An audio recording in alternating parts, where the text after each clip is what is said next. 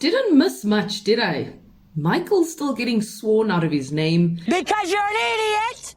You have been blessed all these 4 years, and now you want to be ungrateful mother. Andrei still throwing his weight around. Don't need to cry right now, okay? Sumit still hasn't managed to cut the umbilical cord. The longer I won't talk to them, they will start feeling like that I choose Jenny over them, but I didn't do that. And a fairly new couple to the franchise, Bilal and Shaeeda, not making sense at all. Bilal and I, we have to try to have a baby now. If Bilal is not willing, that is definitely going to be a deal breaker in our relationship. All this coming up on Natalie As I Am.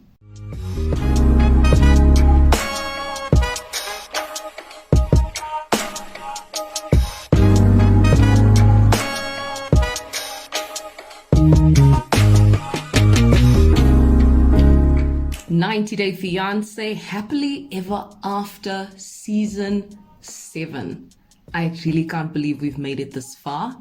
I'm into episode 10. I've been on a detox for the longest of time and it's done me really well.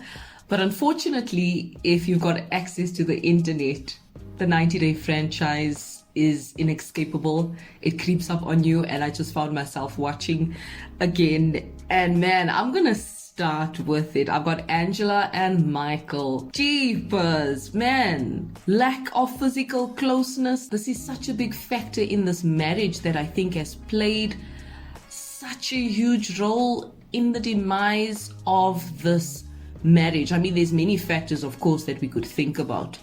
But I mean, when you're talking about two people living on total opposite ends of the globe, you're looking for trouble. And especially considering that you don't just have the freedom to get up on a plane and just go and see your partner whenever you wish. So I would think that distance, a lack of physical closeness between Michael and Angela, 1,000% really was just one of the straws that broke the camel's back, if you ask me. I mean, Angela's inability to effectively communicate her pain seems to be a recurring theme in every episode that we see with Angela and Michael, whether it's 90-Day Fiance, 90-Day Fiance the other way, 90-Day Fiance Happily Ever After. We've found that Angela often resorts to anger, to aggression, to vulgar, when in actual fact she's really just hurt. I mean, in episode 10, Angela says to herself, I'm going all the way to Nigeria. I don't trust this guy. I've told him to remove his Instagram. He's not doing it. I'm gonna pop up. I mean, which is already crazy in itself, the fact that you have to be doing pop-ups just to check through your husband's phone, who you don't even trust to begin with. And then once you get to his place, you're screaming. It's at night. You're wrecking the poor man's car. You're just shouting expletives to this poor man in his own country. And I can't understand that any sane, healthy, emotionally stable, confident person would find this behavior okay. And I really think that if Angela could find the tools, really do whatever it takes, whether that's therapy, whether that's soul searching, I don't know what it's going to take, but for Angela to really find the tools to not immediately and instinctively resort to anger and aggression when she is pained by something, and instead able to soften, be vulnerable, and express herself to people in her life who she deems the closest to her and who she deems are people she absolutely loves and would do anything for. The utter disrespect for her husband, not just some random man. This is someone she's chosen as her husband. This is someone she's chosen to honor. Generally in your marriage vows, you choose to serve somebody. That's what marriage is about. And oftentimes people they really think it's about a tuxedo and a white dress and everyone looking cute, eating some fancy food, doing a little dance or whatever your general wedding traditions are. And it's all bliss. And you actually forget when you go to that altar. Someone actually said it in a YouTube video. I remember watching that. In actual fact, when you approach that altar, you're going there to die to yourself. You know, you're there to say less of me and more of who I need to be serving when it comes to marriage. So I really wonder if the two of them really understood what they were getting themselves into, especially someone like Angela, who we've seen, at least on the show, has really just wanted to control every aspect of Michael's life in a way that really was not healthy for either of them. Next, of course, Andrei and Libby. Exhausted. Exhausted. Indeed, of course, Andrei has become successful in what it appears like. You know, I'll applaud him for that. He's built himself up. He's a businessman. I think he's in real estate. I think he's in business with Chuck. And it seems like he's getting on. He's making the connections he needs to make to be successful and to provide for his family. But at what cost? That's all I'm asking. At what cost? I mean, there's a rift in the family. Is that the cost? And I'm really glad that the family met. The family really has not been seeing eye to eye. The family has been divided. It's been so evident ever since Andrei hopped on the scene. Now, I don't know what happened prior, because it's always easy to kind of blame the new guy and, oh, well, it's all Andrei's fault. But I don't know what the dynamic of the family was before the show even came along. You know, it's sometimes families have a tendency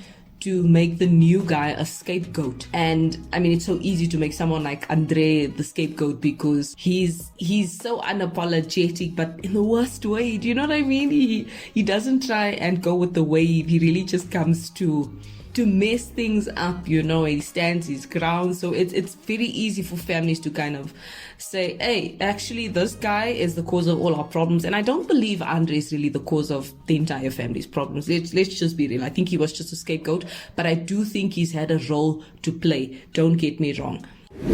And then just moving away from that slightly, you've got Andrei, who had to go to immigration, and he thinks everything's going to be hunky-dory, and he meets with his immigration lawyer, and she says, listen, I've got good news and I've got bad news, which is you've got an interview, which doesn't often happen when you're just about to get your green card. So that's a bit suspicious. Like, is there anything in your past that you've been doing? Like, what's the story? Like, I need you to be open and honest with me. And I feel Andrei was opening up, but not nearly enough. He's never just like authentic and honest about certain things as it pertains to him and his past. And it's almost like this lady, the immigration lawyer, she was pulling teeth. She's like, I need to know, I need you to be honest. He was making like a lot of blanket statements and just speaking in general and very vaguely. So I was like, that's suspicious already. However, Andrei suspects that Libby's family possibly gave immigration a call just to kind of whisper something suspicious in their ear, that he might need to be checked out, and they've kind of taken that to heart, and that's the reason for this interview and them not necessarily just granting him his citizenship or green card or however that process works in the States.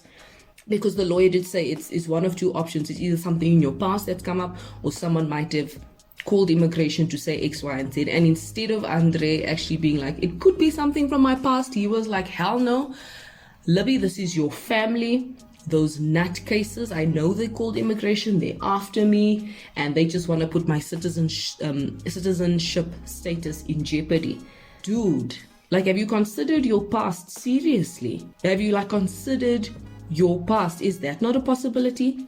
How about just taking accountability for once, just once, and you'll be surprised at how enriching that truly can be. Andrei just never is the type of man to just honestly just humble himself and be like, you know what, actually this might be it, and I need to take accountability for X, Y, and Z. He's just got this crazy hard exterior that's not normal. It's not normal. And after that interview, of course, his nerves are shot, and that interview didn't go as they expected, and the way he even spoke to his wife, Libby, like almost blaming her for messing up. And how could you not know when we met? And, she's nervous because she's like, wait, what do you mean? When they ask me, when did we meet? Do they mean like online first, when we met in person? She was really nervous and anxious about it.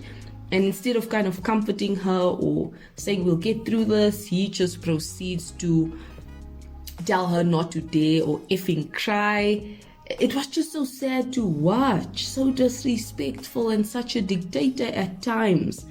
And how normal this has become in the relationship, I think, is even more worrying for me. It does not seem like an emotionally safe space for Libby, apologies, at least not for those few minutes that we see on TV. I don't know. Whew. Jenny and Sumit. Why are these two so likable? Like I don't get it. I don't get why they're so likable. I mean, nothing wrong with that, obviously. It's just, man. Look, they've achieved the one thing they've always wanted to, which is to marry one another and spend their lives together. Not without drama, of course. Sumit's parents are just absolutely distraught at the news that Jenny and their son have gotten married behind their backs, without them knowing, without their involvement, and without their approval. How dare you, Sumit? You know, Sumit is just, gosh, he is just like pushing those buttons season after season. And you know what? As much as he's married Jenny, which has always kind of been a dream or his dream, or I hope it's a collective dream, but Sumit will always want his parents' approval. That's never going to change. That is the reality of the situation. And Jenny feels like he's not fighting for her. Every time they have a discussion with the parents, it goes south. Sumit's mom starts crying. Sumit chases the mom, or goes after her rather. Jenny's left sitting on her own as if she's not hurt and distraught. People were having a conversation in a language she knows zippo about. But she can obviously read body language and tell that this has not been going down well. And the first thing her husband does is run after his parents.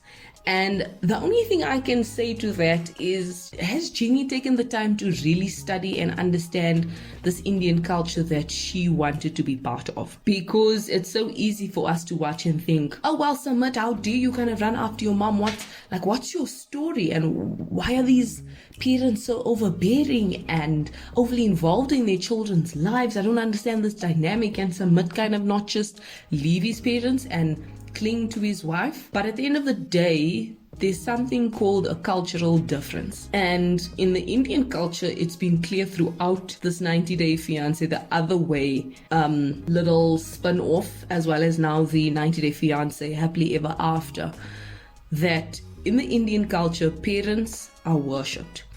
Parents are like gods of Indian communities, and you honor those people. You do everything they say. Their happiness trumps your happiness any day. You marry who they want you to marry. You have kids for them. Am I saying this culture benefits everybody? I'm not saying that. What I'm saying is that it's just the culture that there is, and you need to understand that some people were raised with these values, and it's clear that Sumit was raised with the values that his parents are everything. You do not ever go against your parents, because you can disgrace your parents if you do something they don't approve of or the community doesn't approve of. And yes, just because someone loves you, just because someone like Sumit loves you, doesn't mean he's going to turn away from all he's ever known. Shaeeda and Bilal. Just one thing. How are they not on the same page about wanting children? Why get married when you haven't had crucial make or break conversations? I'm so lost. Following a gynecologist visit, Shaeeda doesn't seem to have much time left to have kids. So I genuinely can understand the urgency for her.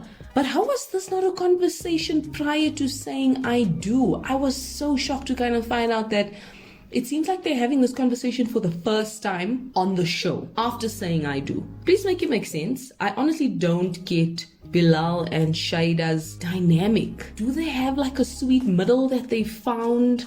Because it often seems like I'm just watching like polar opposites all the time, and they they battle to kind of meet in the middle, which is fine because they haven't been together for that long. So I understand there's a process of getting to know each other and you need to figure out where that sweet middle is. But I don't get it. That's like a major red flag for me, that you guys are not having important conversations, real important conversations before getting married. But that's my take, you guys. We all know the 90-day franchise is crazy, but I guess that's why we stay tuned in. Which couple stood out for you in this episode? I'll give you time to simmer on that until my next upload.